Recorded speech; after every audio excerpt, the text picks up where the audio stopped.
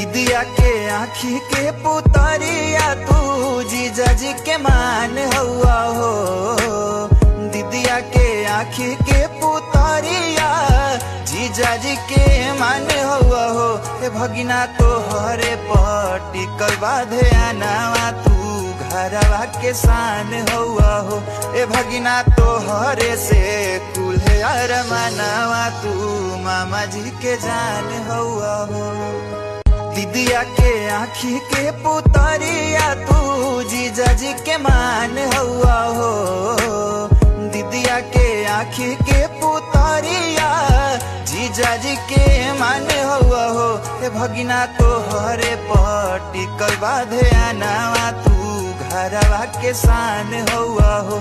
ए भगिना तो हरे से कुल्हे अरमानवा तू मामा जी के जान हुआ हो।